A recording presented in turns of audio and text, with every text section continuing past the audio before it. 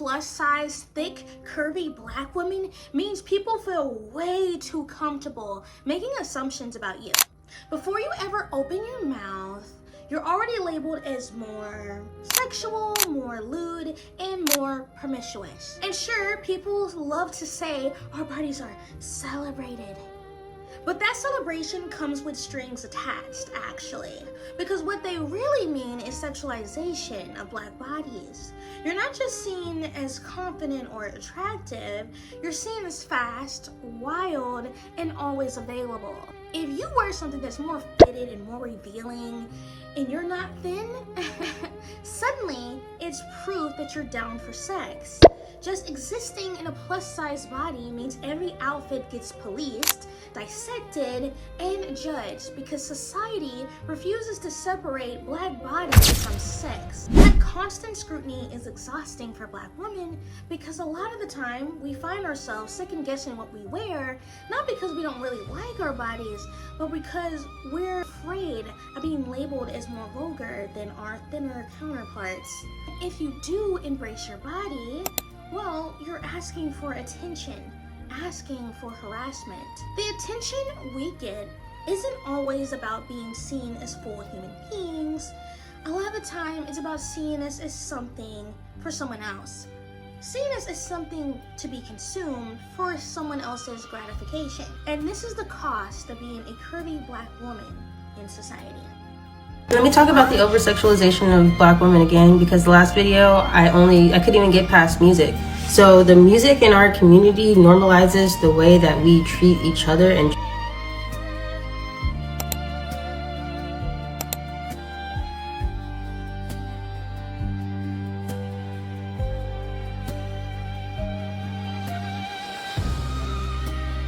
something I realized being a black woman and growing up being a black girl and being a thick, voluptuous black girl is that as I get older, realizing the fact that I was sexualized the majority of my life, being sexualized as an adult is not very attractive to me. Why does this exist? So when people ask, why does the sexualization of black women even exist? The uncomfortable answer is slavery. It's always slavery. That's where it all starts. And yeah, I know, people hate when slavery gets brought up. This is one of those times where it's literally unavoidable to talk about it. One of the earliest examples of this is from a woman named Sarah Barton. She was a black woman from South Africa who was taken to Europe in the early 1800s and put on display for white audiences. They called her the Hottentot Venus, whatever the fuck that means.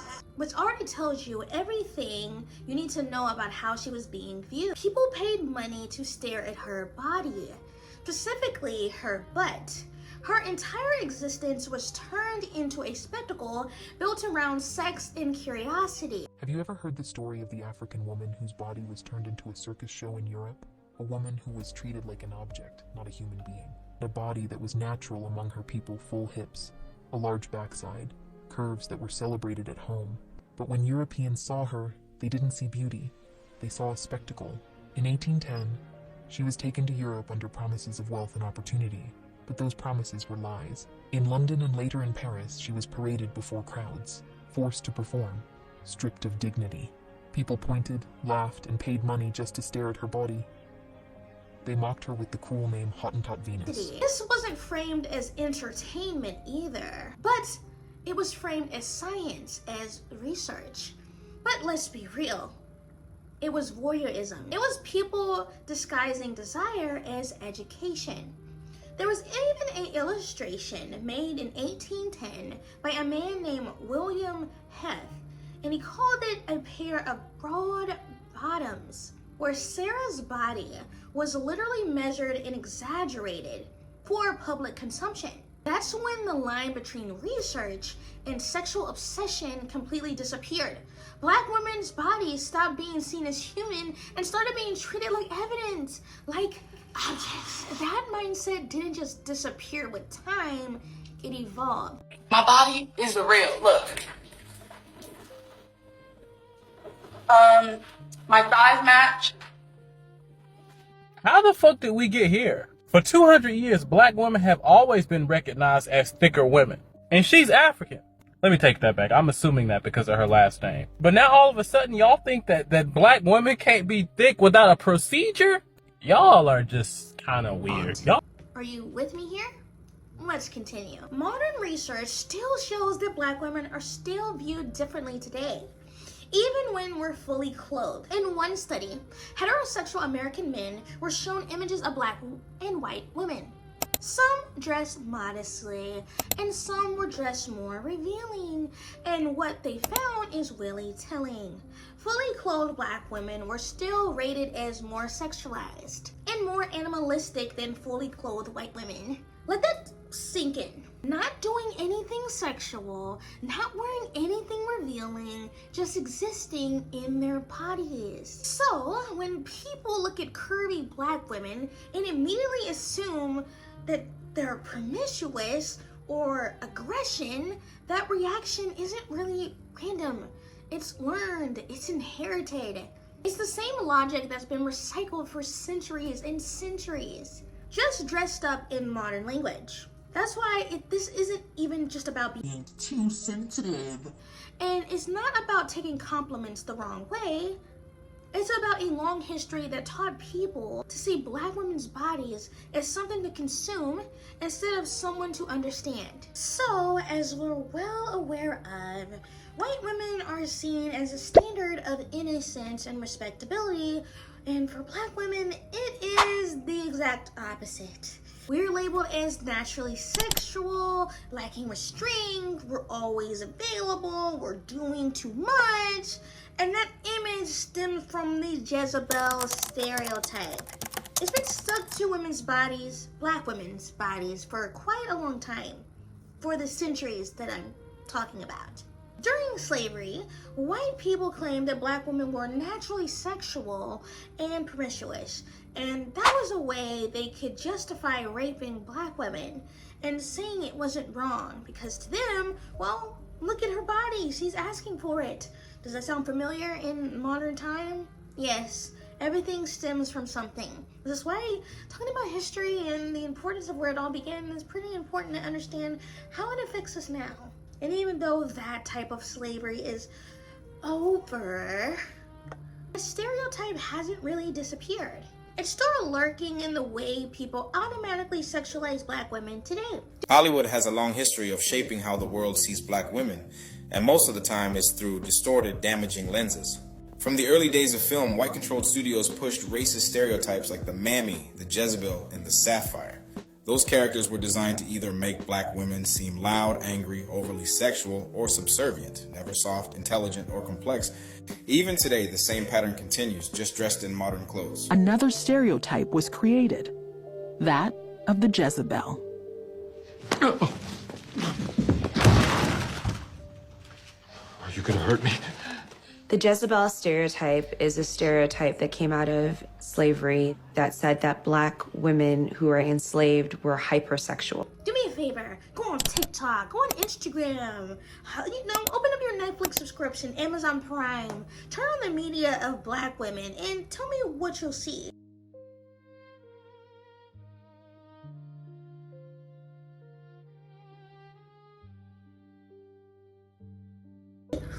Are we seeing the same thing? Curvy black women are always portrayed as sexualized characters. The one the camera lingers on, the one everyone wants to talk about. Our personality and intelligence? I don't see it. Not so much. If you look in the music videos, in the reality TV, if you see the movies, social media, curvy black women are often showed as sexual objects first, and not full people. Our bodies are the plot line, not a character with any depth. Your hips, your chest, your butt are what the story is about. We see that other women can exist in media kind of more freely. They can be funny, they can be awkward, they can be quirky. The curvy black women, half of the time, the first thing you notice about us, or the thing that you want to put on us, is our body. Nothing to do with our personalities. You want to sexualize us. You want to sex us. You look at us and just can't control that inner insatiable desire, and you project that onto thicker black women. Thinner women or white women often get to be normal or relatable in media without their bodies being sexualized constantly. Let's talk about how this shows up in real life. This isn't just about what we wear.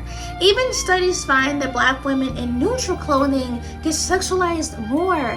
I am a person who dressed in all types of clothing. I wear a variety of styles. And whether I am fully clothed or showing more skin, the comments I receive are still amount the same.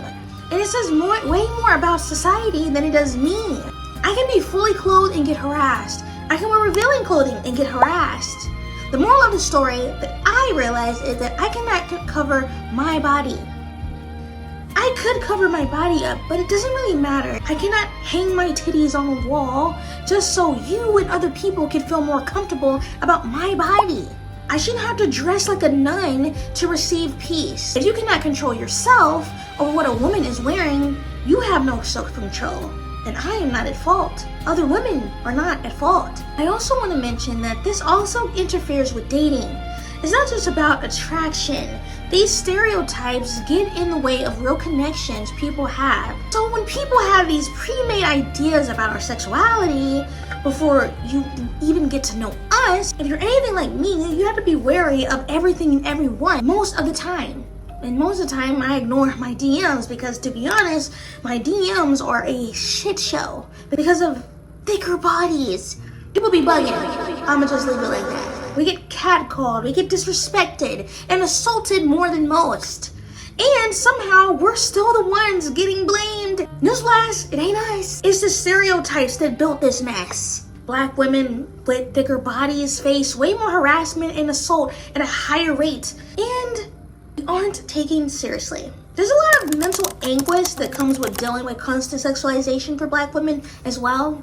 When you're always seen as a body first and a person second, you start to feel that a constant hyper focus on appearance leads to shame, leads to anxiety, and even depression. Because you're always watching yourself the way the world watches you. Black women, this isn't just about one comment or one look. Research shows that the more we're objectified, the more likely we are to carry depressive symptoms and anxiety around our bodies and our self-worth. Even just knowing that people are viewing you through a stereotype, that lens of hypersexuality, can shape how your confidence and even how you show up in relationships.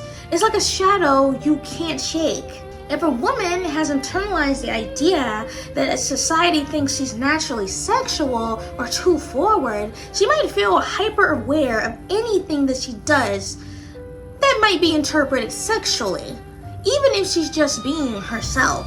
I used to spend a large majority of my time dissecting myself and the outfits I'd wear and think to myself, do I look too sexually lewd even though I'm just wearing an outfit that I like? Am I doing too much with my outfit because my boobs are so big? I'm worried that people see me for my boobs, people are going to think I'm asking for it. When I'm simply just wearing an outfit and my body just exists as it is. Again, I cannot hide my body. And the opinions of thoughts of other people shouldn't matter to me.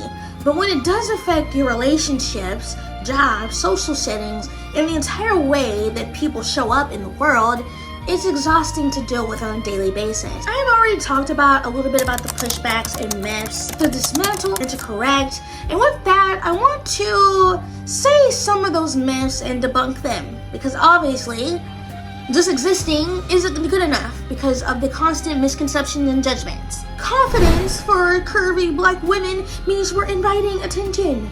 Confidence is not a crime, and it's definitely not an invitation to be harassed. Being proud of your curves or your body doesn't mean anyone else gets to comment or touch you.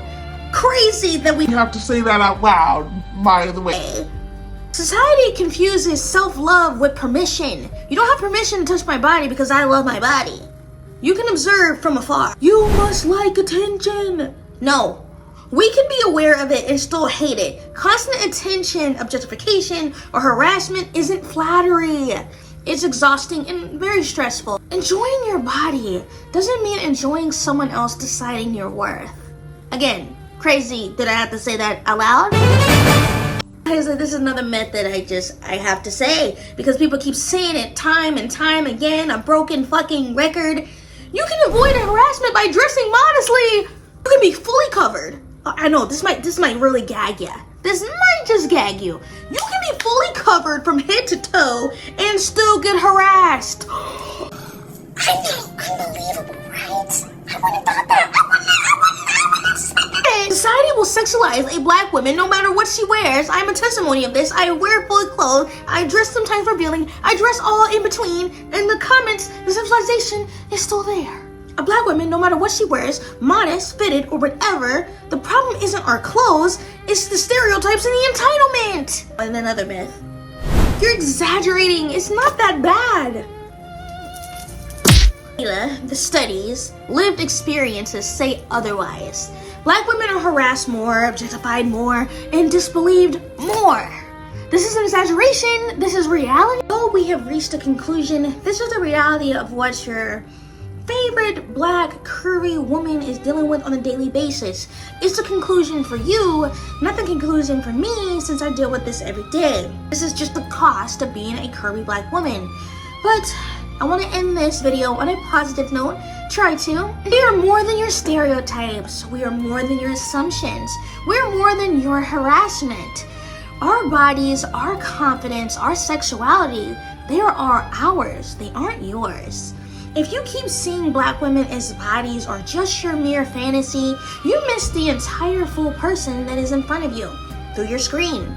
We exist and we deserve respect and we deserve humanity. And it's time the world caught up. Thanks so much for watching my video essay.